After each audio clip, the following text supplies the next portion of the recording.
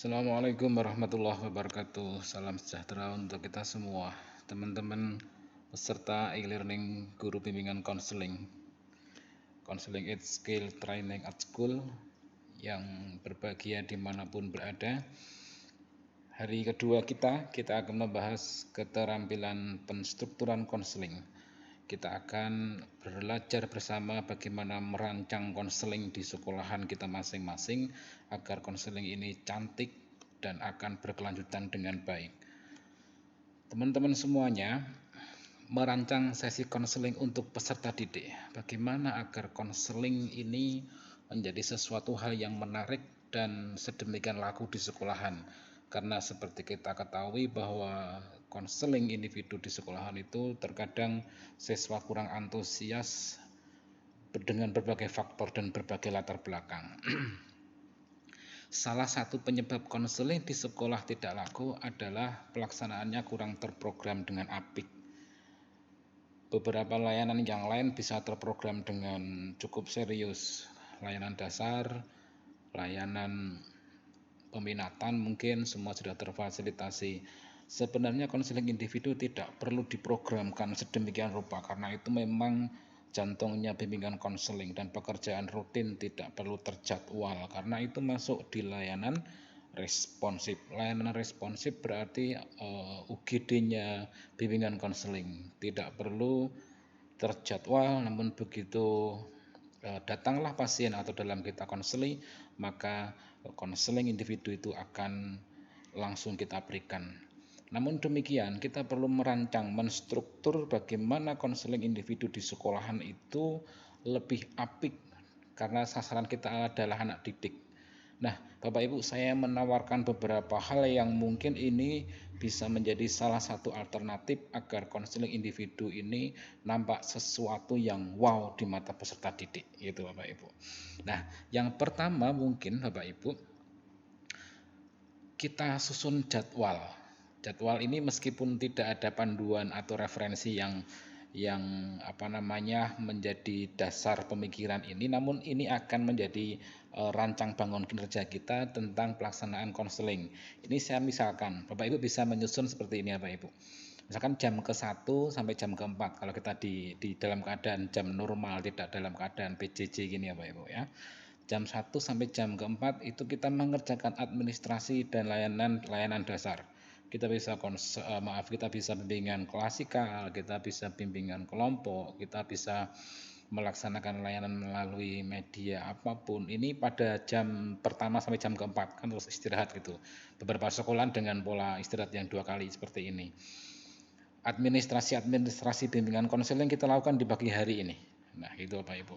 Nah, kemudian bagaimana acara selanjutnya pada jam ke-5-6 setelah istirahat pertama mungkin baru kita melakukan layanan konseling individu, baik menerima curhat maupun memanggil anak untuk kita konseling. Saya ulang, jam ke-5 sampai jam ke-6 gitu mungkin kita jadwalkan, itulah jam-jam kita melakukan layanan konseling individu khusus jam-jam itu.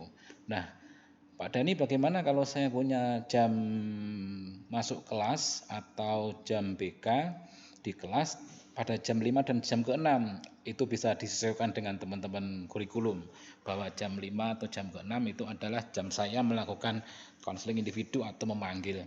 Keterjadwalan ini akan menjadi sesuatu hal yang familiar bagi teman-teman guru mapel.